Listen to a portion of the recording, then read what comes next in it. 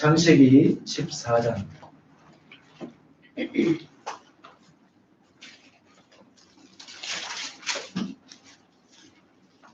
17절부터 24절까지의 말씀을 함께 하십시다. 창세기 14장 17절부터 마지막 절까지를 함께 읽도록 하겠습니다. 개역 개정판으로 말씀드리도록 하겠습니다. 함께 읽습니다. 아브라함이 그돌라오멜과 그와 함께한 왕들을 쳐부수고 돌아올 때에 소돔 왕이 사회 골짜기 곧 왕의 골짜기가 나와 그를 영접하였고 살렘 왕 멜기세덱이 떡과 포도주를 가지고 나왔으니 그는 지극히 높으신 하나님의 제사장이었더라. 그가 아브라함에게 축복하여 이르되 천지의 주제시오 지극히 높으신 하나님이여 아브라함에게 복을 주옵소서. 너희의 죄를 내 손에 주신 지극히 높으신 하나님을 찬송할지어다 하며 아브라함이 얻은 것에서 10분의 1을 멜기세덱에게 주었더라. 소돔 왕이 아브라함에게 이르되 사람은 내게 보내고 물품은 네가 가질지라. 아브라함이 소돔 왕에게 이르되 천지의 주제이시오 지극히 높으신 하나님 여호와께 내가 손을 들어 맹세하노니 내 말이 내가 아브라함으로 치료하게 하였다 할까 하여 내게 한 것은 신앙이라 별내끈 한 가닥도 내가 하지 아니하리라. 오직 젊은이들이 먹은 것과 나와 동행한 아들과 에스골과 마므레의 분깃을 제할지니 그들이 그 분깃을 가질 것이니라. 아멘.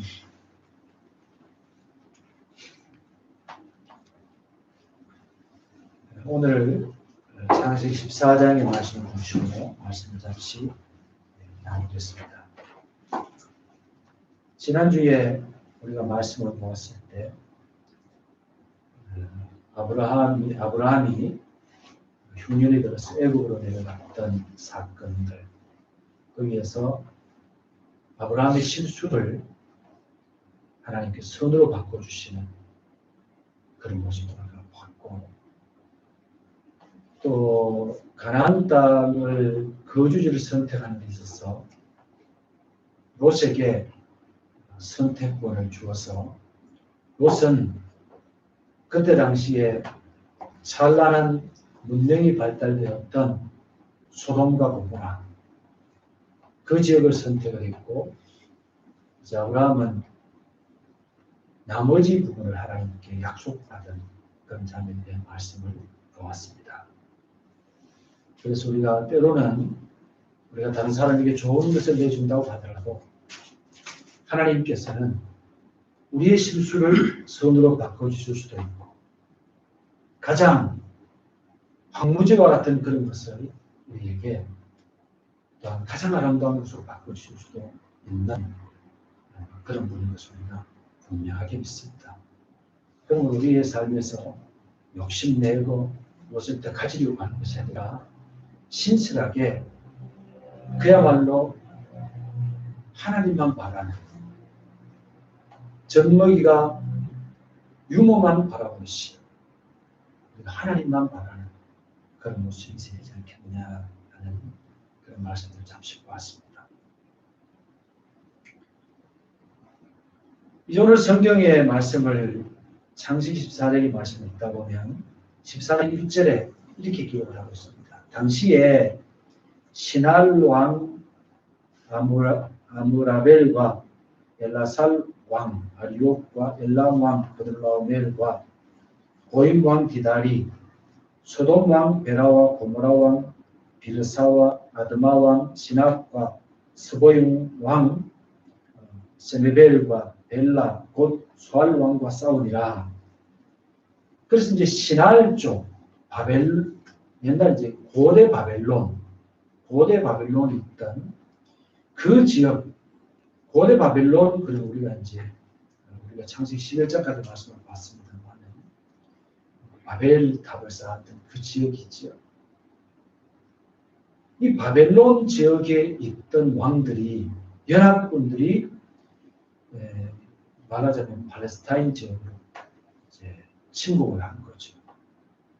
팔레스타인뿐만 아니고 이제 역사적으로 보면 그 인근에 있는 나라들을 침공을 해서 이들을 지배를 했어요. 지배를 하면서 이들에게 조공을 받아갑니다. 근데 여기서 말씀을 통해서 보니까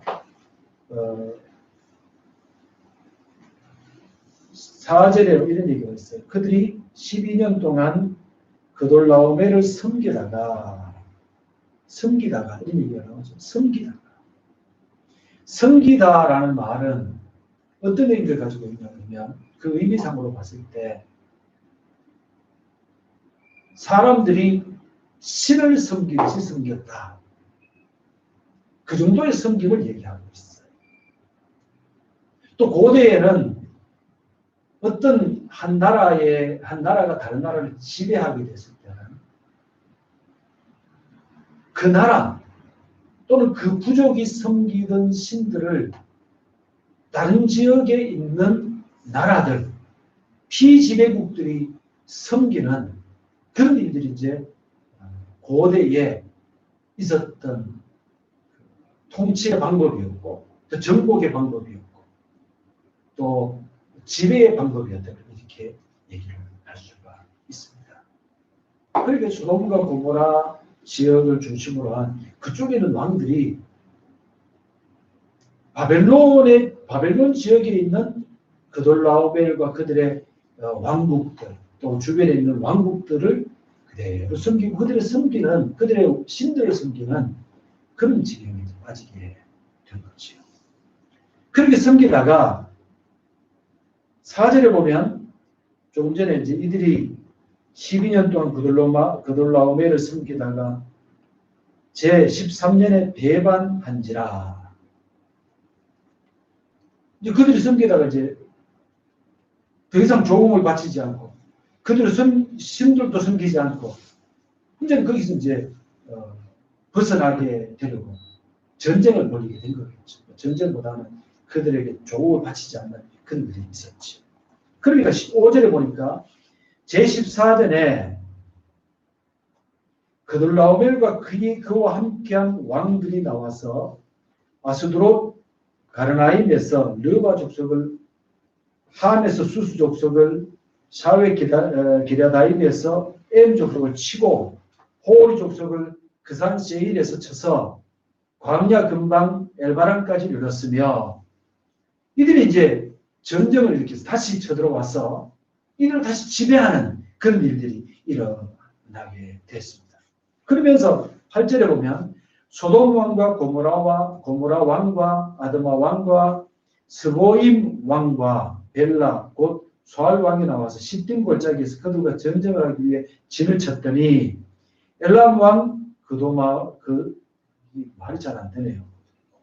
이 온라인으로 예배를 드린다는 게 잘 안 되는데 혀가 잘 없더라고요. 죄송합니다. 나는 엘람 왕 그돌라오멜과 고임 왕 디달과 시날 왕이 아므라벨과 엘라살 왕 아리오 네 왕이 곧 그 다섯 왕과 맞서니라 싸움을 했다는 얘기죠. 그렇게 해서 전쟁을 벌여가지고 그 지역에 있는 나라들을 정복을 하고 그들에게 있는 여러 재산들을 뺏어가고 또 많은 사람들을 포로로 잡아갔습니다. 이때 당시에 전쟁은 참 재미가 있었어요. 이제 어떤 데가 그러면 전쟁에서 이제 조금 어떤 기록들을 이렇게 보다 보면 고대 전쟁은 좀 신사적이었다 이런 얘기도 이런 식으로 표현을 이렇게 됐더라고요. 전쟁을 해가지고 이제 지게 되면 이긴 편이 어떻게 되냐면 그 지역에 있는 포로들을 죽이지 않고 살려서 데리고 간대요. 우리로 말한다면 그게 돈이 되니까 그렇겠죠. 데려가서 종으로 삼아서. 그리고 전쟁이 이제 뭐 낮에만 벌어졌다 뭐 이런 얘기가 있습니다. 밤에 이제 기습하고 이런 일은 뭐 없었다는 그런 얘기를 하는데 어쨌든 정확한 것은 제가 거기까지는 공부를 못 해봐서 모릅니다만 어떤 분들이 이렇게 기록을 하는 내용 속에 그런 내용들이 있는 것을 좀 읽어보기도 했습니다. 어쨌든 이때 당시에 전쟁을 벌여서 소돔과 고모라 지역을 중심으로 한 그 왕들을 정복을 했고 또 그 지역에 있는 많은 사람들을 잡아갔는데 그 중에 아브라함의 조카 롯과 그의 소유, 그의 가족들도 다 잡아가고 있게 된 거예요. 13절 보면 그들 중에서 도망한 자가 와서 히브리 사람 아브라함에게 알리니 히브리 사람 아브라함에게 알렸다. 히브리 사람 그러면 이제 히브리라고 하는 히브리 사람이라고 얘기했을 때 거기에 대한 것은 뭐 여러 가지 몇 가지 이제 그 학설이 있어요. 여러 가지 몇 가지 이제 얘기가 있는데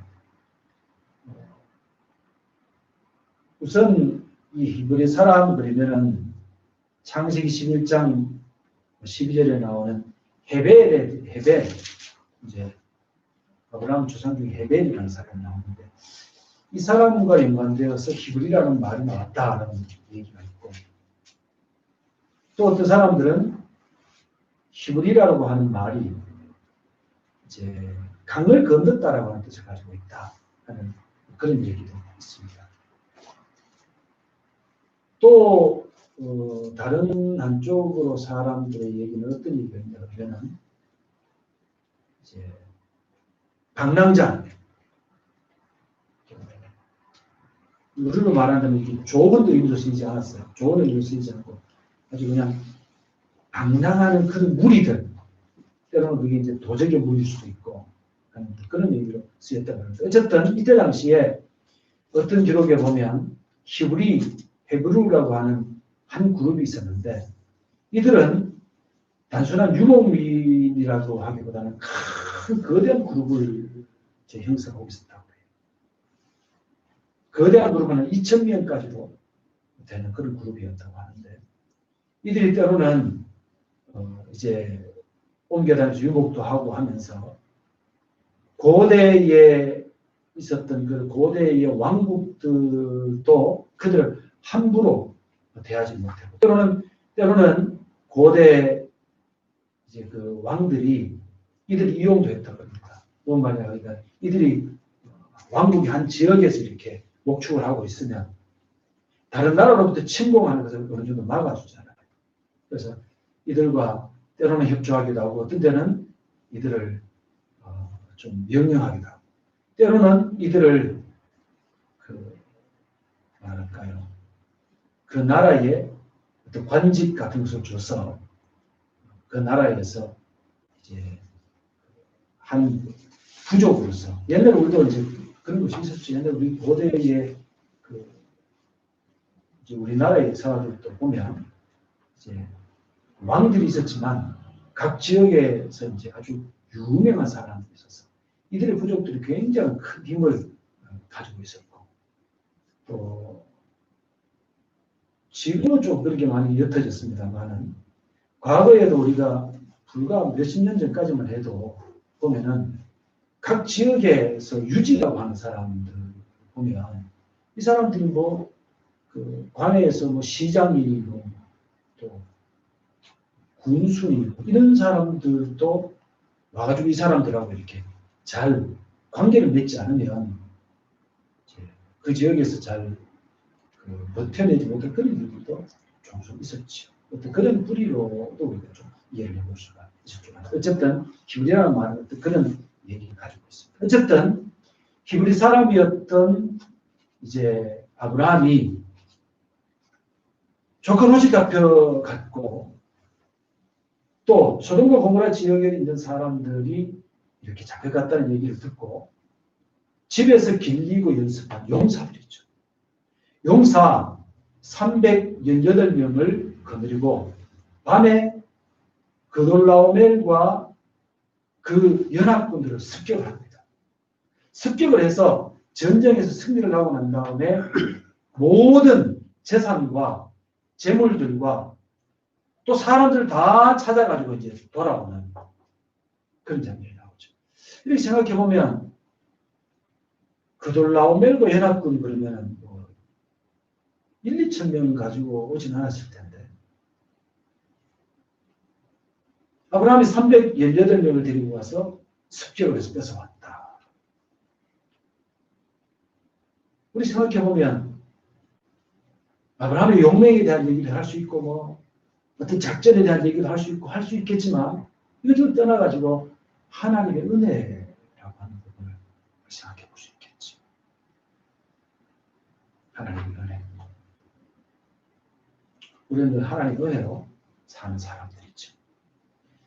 그렇게 모든 것을 되찾아왔을 때 오늘 아까 읽었던 17절 말씀부터 보면 아브라함이 그돌라오멜과 그와 함께한 왕들을 쳐부수고 돌아올 때에 소돔 왕이 사회 골짜기 곧 왕의 골짜기로 나와 그를 영접했다. 아브라함이 나왔을 때 이제 뭐 소돔 왕뿐만 아니고 여러 왕들이 와서 아브라함을 개선 장군이 돌아오는 것처럼 이렇게 환영을 하게 되지. 근데 여기서 보니까 18절에 보면 살렘 왕 멜기세덱이 떡과 포도주를 가지고 나왔다. 그런데 그는 지극히 높으신 하나님의 제사장이었다. 19절에 보면 그가 아브라함에게 축복하여 이르되 천재주제시오 지극히 높으신 하나님이여 아브라함에게 복을 주옵소서. 너희 대적을 내 손에 붙이신 지극히 높으신 하나님을 찬송할지로다 하며 아브라함이 그 얻은 것에서 10분의 1을 멜기세덱에게 주었더라.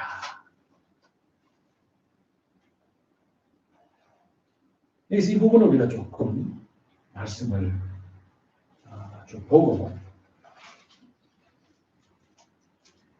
말씀 마무리 지으려고 합니다. 멜기세덱이라는 이제 왕이 등장을 하는데 우리 히브리서 7장에 보면 멜기세덱에 관한 기록이 나와요. 그런데 히브리서 7장에 나오는 멜기세덱에 대한 기록은 그 내용이 뭐 조금 되게 어렵게 이렇게 좀 얘기를 해놨지만 거기에 대한 핵심적인 내용은 뭐냐 그러면 하나님께서 아브라함을 선택해서 이스라엘에게 이제 히브리서는 이스라엘 민족에게 전하고자 하는 그 내용을 예수님은 구주라는 사실을 이제 이스라엘 히브리 민족에게 전하고자 하는 것이 히브리서거든요. 그런데 이들에게 얘기할 때 이들은 아브라함에게 갇혀 있어요.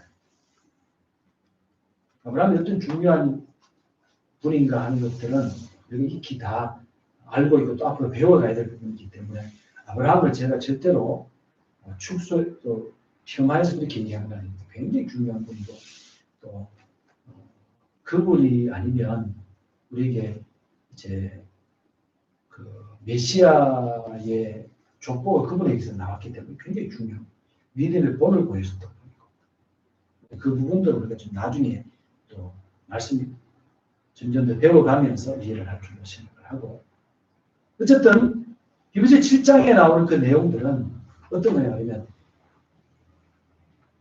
이 사람들은 여전히 레위족 속을 통한 제사장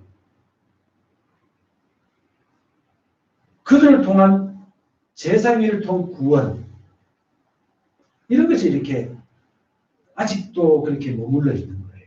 그랬을 때에 예수님은 어떤 분이냐? 예수님은 하나님께서 특별히 세우신 우리에게 대제사장이시다. 하나님께서 그를 세우셨다 하는 것을 나타내 보여주는 그것을 강조하기 위하여 이 땅에 아브라함 외에 하나님의 지극히 선하심으로 말미암아서 한 제사장을 세웠는데 아브라함은 바뀌었어. 그분이 바로 멜기세덱이다. 예수님도 그와 같이 하나님께서 세우신 제사장이다. 라고 하는 것을 얘기하는 내용이 7장에 나오는 말씀이에요. 제 설명이 충분하지 않지만 나중에 히브리서 말씀을 드릴 때 다시 상세하게 얘기를 드리도록 그렇게 하고 좀 설명이 불충분하더라도 이렇게 좀 넘어가 보십시다. 그런데 멜기세덱이라는 말은 멜레크라는 말과 제레크라는 말의 합성입니다. 멜레크라는 말은 왕이라는 뜻이에요. ጼ데크라는 말은 의, 공의라는 뜻입니다. 그러니까 히브리서 7장에 나오는 그는 의의 왕이다. 또 평화의 왕이다 이렇게 얘기하죠. 그래서 의의 왕이라는 말은 멜기세덱이라는 말에서도 나오는 거예요. 멜렉제데크. 의의 왕, 공의의 왕이다. 하나님은 공의로우신 하나님이십니다. 우리가 때로는 많은 사람들이 이런 얘기를 합니다. 만나보면 요즘을 떠나서 하나님이 살아계시다면 왜 이 땅에 불의한 사람들이 잘 됩니까? 우리 안에 이렇게 있어요. 하나님께서 신학적인 용어로 유기라고 얘기해요. 유기? 그들을 유기하는 거예요. 내버려 두는 거예요. 로마서 1장에 말씀처럼. 내버려 두사. 내버려 두사. 우리가 자식을 키우는데 자식이 교훈하고 견책하고 그런데 자식이 안 들으면 어떻게 해요? 말을 영 안 들어서 더 이상 뭐 엄마 아버지한테 대들고 그냥 뭐 너무 이렇게 지나치면 내버려 두는 거죠. 유기하는 거죠. 아버지 손을 떠나는 거예요. 결국 그 아들은 아버지로부터 뭘 받을 수 있는 게 없는 겁니다. 뿐만 아니라 하나님께서는 노아 시대의 물로 심판하죠. 뒤에 나올 말씀이 나옵니다만 소돔과 고모라를 불로 멸망하셨듯이 앞으로 하나님께서 이 땅을 또한 심판하십니다. 그대로 내버려 두는 거예요. 내버려 두는 거예요. 우리가 돼지가 음식을 막 탐욕스럽게 먹는다고 해가지고 야 다이어트 해야지 그러면서 음식을 뺐습니까? 유기하는 거 냅두는 거예요. 그건 이제 조금 이해가 다릅니다만은 냅두는 거예요.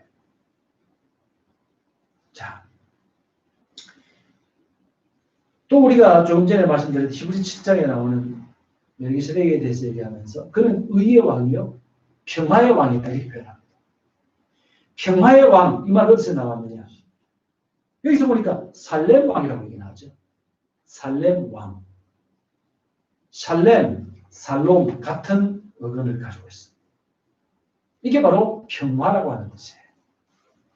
멜기세덱은 평화의 왕, 의의 왕. 그런데 히브리 7장의 말씀 속에 보면 아비도 없고 족보도 없고 뭐 이런 식으로 표현을 합니다. 없고라는 말은 그러면 멜기세덱이 사람의 씨가 아니라 천사가 내려왔단 말이냐 이렇게 얘기를 하면 굉장히 곤란해요. 이 말씀은 알 수 없다. 알 수 없다. 거기에 대한 기록이 없는 거예요. 멜기세덱에 대한 어떤 기록도 없어요. 그렇기 때문에 하나님께서 그를 임명하셨다. 하나님이 그를 선택하셨다. 하나님이 그를 제사장으로 세우셨다는 것을 강조하기 위해서 없다라고 하는 표현을 그렇게 얘기를 하고 있다는 것입니다. 얘기를 하면 대충 합니다. 그래서 하나님께서도 하나님의 약속, 유다지파가 아닌 이제 다른 어떤 사람을 세우는 그런 내용들이 이제 나옵니다. 근데 우리가 여기서 조금 또 이해를 해봐야 될 부분이 있어요. 그를 평화의 왕이라고 표현을 했을 때 그때 당시에 소돔, 고모라 지역을 비롯한 그 지역에 있는 고대의 왕들은 그 왕권을 차지하기 위해서 대체적으로 전쟁과 폭력과 살인으로 나라를 차지하는 거예요. 그렇게 해서 나라를 유지해 나가는 거예요. 그런데 비해서 멜기세덱의 표현을 할 때 멜기세덱은 평화의 왕이다. 그는 왕권을 차지하기 위하여 그런 것들을 하지 않았다. 그래서 말씀에 의하면 그는 하나님이 임명하신 하나님이 왕권을 내리셨다는 것을 강조하고 있기 때문에 그는 하나님으로부터 왕권을 하사받은 사람. 그런 사람이죠.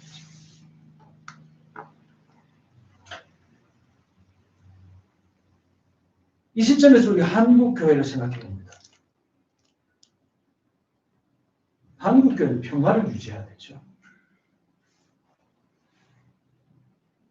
혹시나 우리 교단의 정치에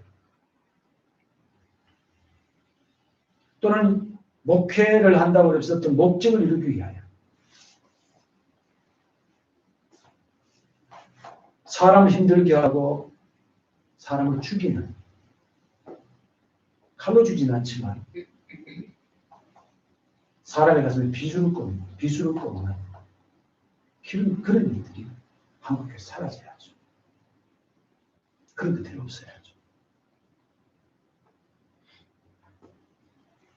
여기서도 우리가 조금 나중에 사무엘상의 말씀을 볼 때 이 얘기가 나오겠지만 사무엘상 8장의 말씀을 보면 8장 5절에서 이스라엘 백성들이 사무엘의 요청을 합니다. 우리도 다른 나라의 왕들처럼 우리에게도 왕을 세워주십시오. 다른 나라들처럼. 이게 어떤 얘기일까요?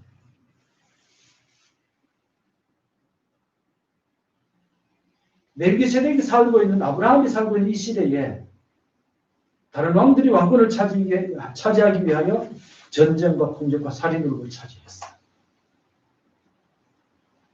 다윗 때도 마찬가지였어요. 다른 나라의 왕들처럼 우리에게도 왕을 세워주십시오. 이렇게 얘기하죠. 기준이 다른 나라들처럼이에요. 그래서 하나님께서 다른 나라들처럼 세워줍니다. 다른 나라들의 기준으로 세워주는 게 누구예요? 사울입니다. 사울. 우리 창세기 49장의 말씀 보면 하나님께서 이스라엘의 12지파를 축복하는, 이제 야곱이 축복하는 내용이 나와요. 그 얘기 속에서 말씀을 읽다 보면 어떤 얘기가 나오냐 그러면 이스라엘의 왕은 유다지파에서 나옵니다. 유다지파. 규가 유다지파를 떠나지 않겠다고 얘기하는 거죠. 규라는 게 뭐예요? 우리 개혁기에서 규라고 얘기하고 있는데 그게 뭐냐 그러면 옛날 성경에 보면 홀이라고 나오죠. 홀.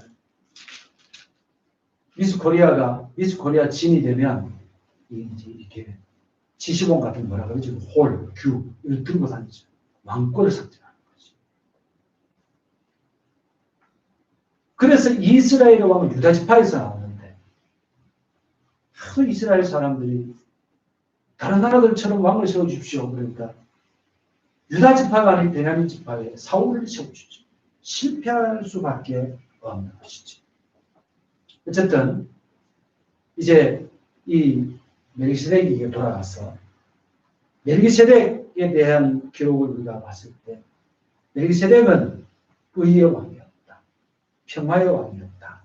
하는 기록이 나오고 그를 하나님이 세우셔서 그를 족보를 따라서 된 것이 아니고 하나님께서 그를 특별히 선택하셨는데 그가 아브라함에게 나와가지고 아브라함을 축복하는 내용이 나옵니다.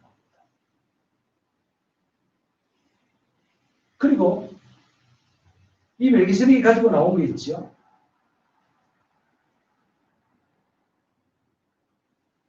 여기서 보니까 이제 18절에 살렘 왕 멜기세덱이 떡과 포도주를 가지고 나왔으니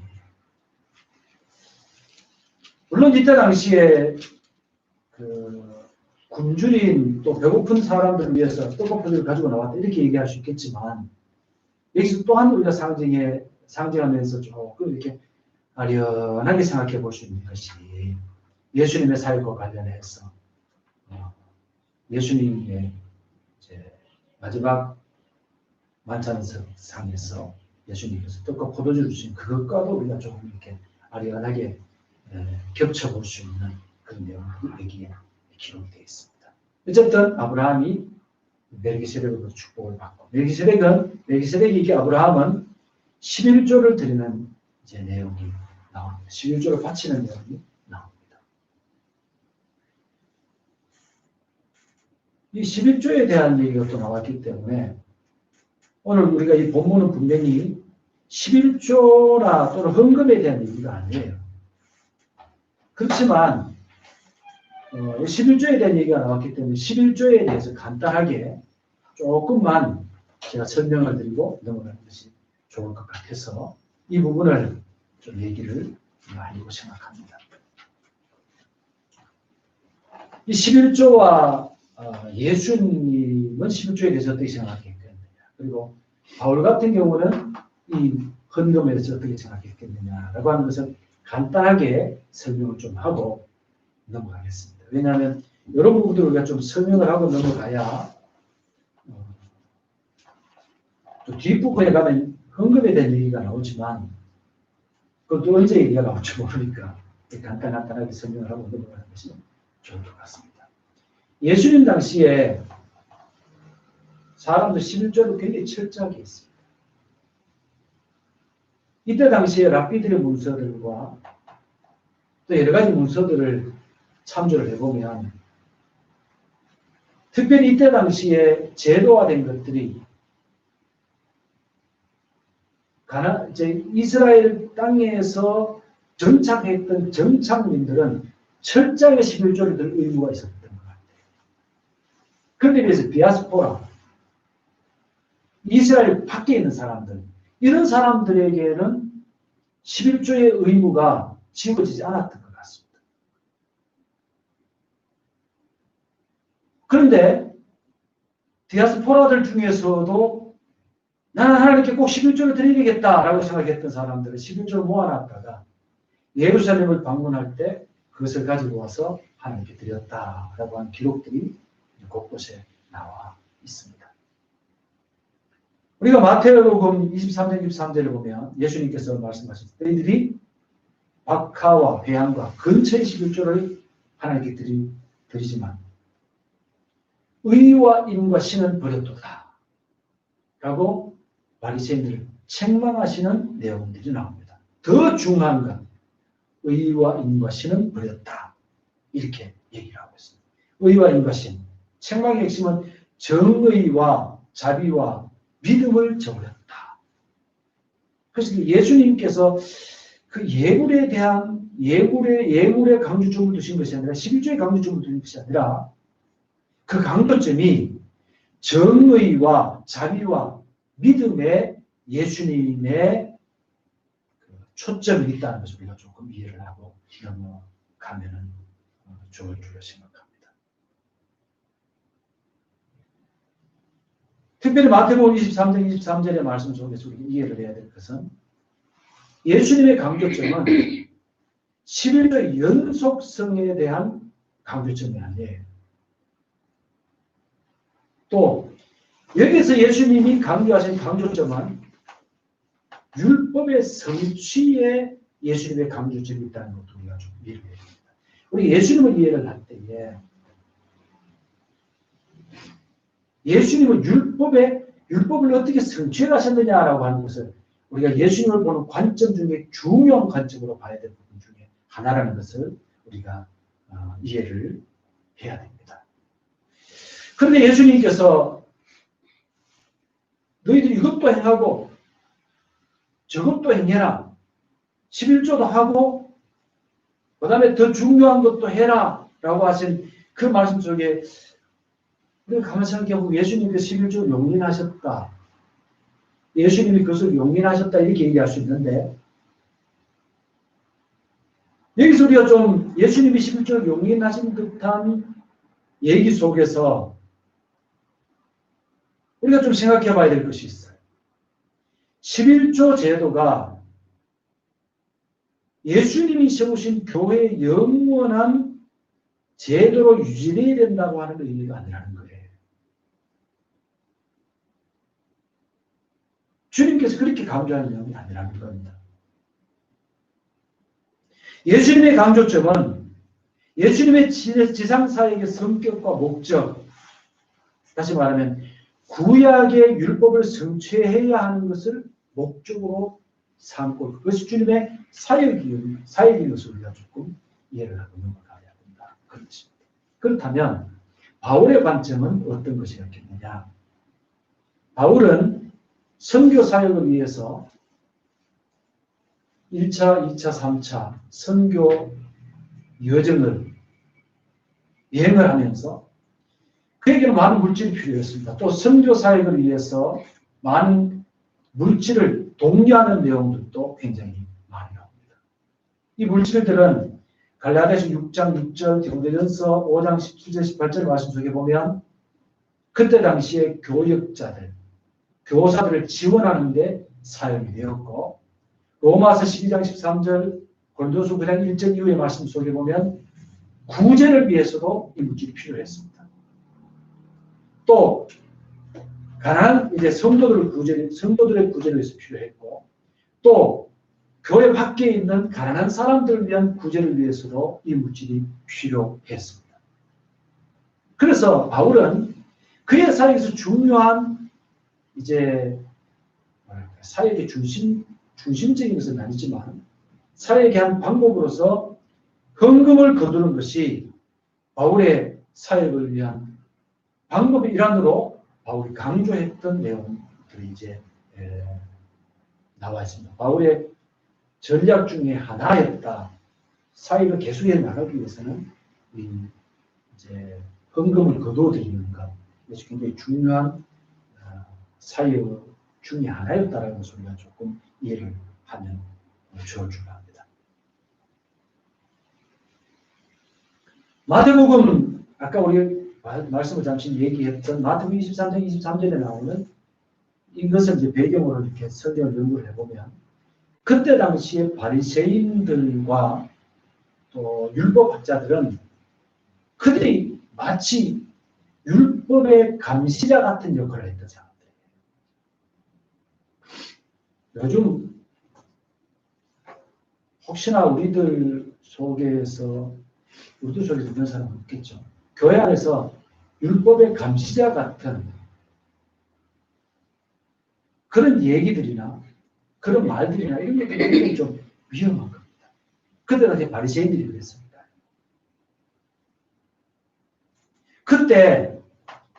이때 당시에 이제 문서였던 미시나, 할라카 이런 문서들을 보면 바리새인들이 어떻게 11조의 그 감시자 같은 역할을 했는가라고 하는 그런 내용들이 이렇게 좀 보면 나와 있습니다. 그러나 바울은 연보를 거두는 일을 11조와 직접적으로 연관시키는 사람도 없습니다.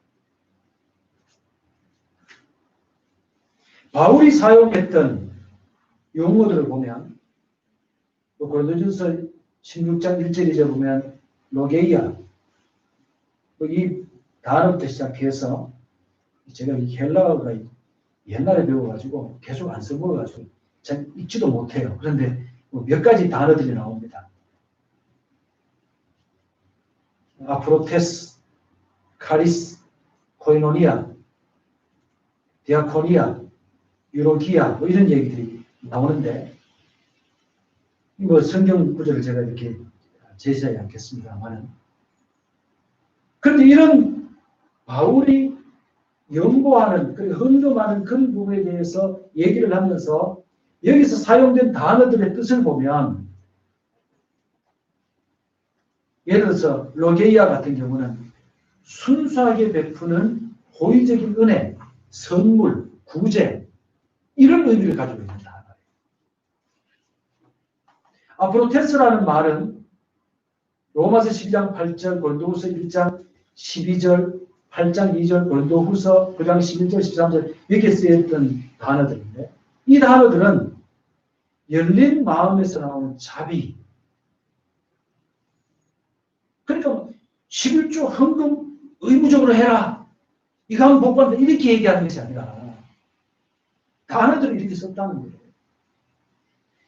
그 다음에 카리스라는 말은 감사의 선물. 이 카리스라는 말이 쓰인 것이 고린도전서 16장 3절, 고린도후서 8장 44절 여기 쓰였습니다. 그 다음에 코이노니아라는 말은 로마서 15장 26절, 고린도후서 8장 4절에 쓰였는데 이것은 섬김을 제공하는 것. 이런 의미로 쓰였어요. 그 다음에 디아코니아라는 말도 로마서 15장 31절, 골도후서 8장 4절 이렇게 쓰여 있는데 이 말은 자선의 의미를 가지고 있습니다. 그 다음에 유로기아라는 말은 골도후서 9장 5절에 쓰여 있는데 축복이라고 하는 의미를 가지고 있습니다. 바울이 헌금을 거둘 때 이런 내용들, 사람에게 자비를 베풀고 구제하고 열린 마음에서 나오는 자비, 감사의 선물, 섬김을 제공하는 것, 자선하는 것, 축복하는 것, 이런 의미로 헌금을 썼어요. 그래서 지금도 많은 분들 중에서 교회에서 11조를 안 하는 교회들도 많습니다. 11조 그러면 너무 율법적인 의미를 가지고 있기 때문에. 근데 만약 우리가 11조를 한다고 하더라도 그 11조를 구약의 율법을 중심으로 해서 내가 이걸 함으로 하나님 앞에 복을 받고 이걸 안 함으로써 어떻게 된다. 그런 의미의 11조는 굉장히 좀 잘못된 정신에서 나오는 것입니다. 예수님께서는 강조하신 것이 율법의 성취라고 하는 것에 초점을 맞추었고 바울은 그의 사역과 구제, 교회 안팎의 구제를 위하여 열린 마음으로 나오는 자비로 구제하는 마음, 또 축복, 이런 의미로 쓰였다는 것을 기억을 하면서 이제 이것은 바로 구약에서 얘기하는 11조의 정신과 연관되어 있다는 것을 좀 이해를 하면서 너무 문자적인 11조, 율법적인 11조, 여기서 벗어날 수 있는 우리가 되면 좋겠습니다. 그리고 우리 하나님께 드리는 연보라고 하는 것은 우리가 늘 감사하는 마음. 또 교회에서 헌금이 제가 볼 때에 더 중요한 것은 교회 연보하는 것보다 헌금을 하는 것보다 교회에서 이것을 어떻게 사용하느냐가 더 중요한 것 같아요. 교회가 그것을 위하여 더 좋은 건물을 제가 부탁합니다. 더 위대한 뭔가를 이루어내 그거 아닙니다. 어쨌든 이런 헌금에 대한 것을 간단하게 말씀을 드렸습니다만은 이 정도로 이제 얘기를 잠시 나누고 뒷부분을 조금만 더 말씀을 정리하고 마치려고 합니다. 어쨌든 11조를 멜기세덱에게 주었어요. 그런데 그 뒤에 보면 21절에 이렇게 얘기합니다. 소돔 왕이 아브라함에게 이르되 사람은 내게 보내고 물품은 네가 가지라. 아브라함이 소돔 왕에게 이르되 천재주제시오 지극히 높으신 하나님 여호와께 내가 손을 들어 명치하노니 네 말이 내가 아브라함으로 치도하게 하였다 할까 하여 내게 속한 것은 한 실오락이나 들매끈 한 가닥도 내가 가지지 아니하니라.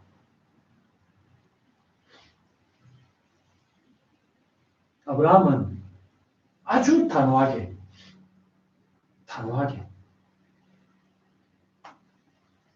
자기가 그것을 가질 권리가 있죠. 아브라함이 안 뺏어와서 어떻게 됐을까요? 고스란히 다 잃어버리고 마는 거죠. 사람이고 물건이고. 그래서 아브라함이 거기에 권리를 갖고 있다고 하더라도 포기해버려요. 그래서 줘버리고 맙니다. 우리가 이 세상에서 교회들이 우리가 믿는 신앙 때문에 핍박받는 것은 괜찮아요. 그래서 순교할 만해요. 순교할 만해요. 근데 교회가 다른 것 때문에 핍박받으면 안 됩니다. 어떤 한 분을 만났는데 그분이 출전불편하는 분이었어요. 출전불편을 하는데 가게에서 이제 출전불편을 해서 준비를 다 해가지고 물건을 잔뜩 실어가지고 나가려고 하는데 앞에 차가 막혀 있는 거예요. 전화를 안 받습니다. 전화를 안 받아. 시간을 다 놓쳐버린 거예요. 소리가 막심한 거예요. 나중에 알고 보니까 인근에 교회에 찾아간 교회의 성도가 잘못이 된 거예요.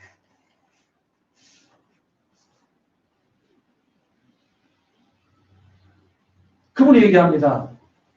나는 죽어도 교회는 안 갈 거다. 죽어도 예수 안 믿을 거다.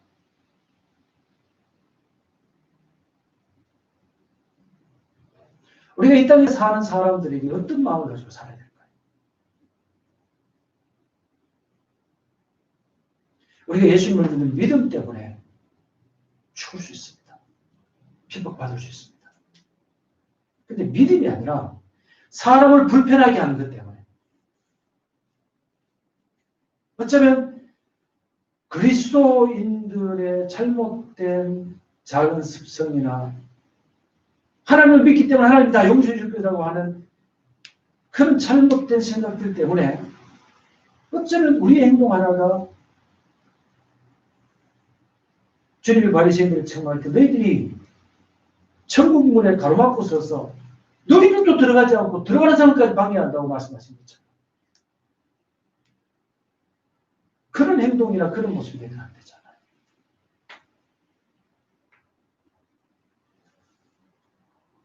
아브라함은 절대적으로 물론 금방 말씀드린 이것들과 아브라함의 얘기가 일치되지 않습니다. 아주 정확한 그런 예화가 될 수는 있습니다. 그렇다고 하더라도 우리가 하나님을 섬기는 우리의 모습 속에서 사람들에게 비난받지 않는 그리스도인들이 욕심스러운 그런 사람으로 비춰지지 않는 그런 모습으로 사는 것이 우리에게 굉장히 중요하지 않겠느냐. 우리가 주님의 말씀을 이렇게 주라. 그러면 너에게 줄 것이니 누르고 흔들어 넘치도록 하여 안겨준다는 주님의 말씀을 이렇게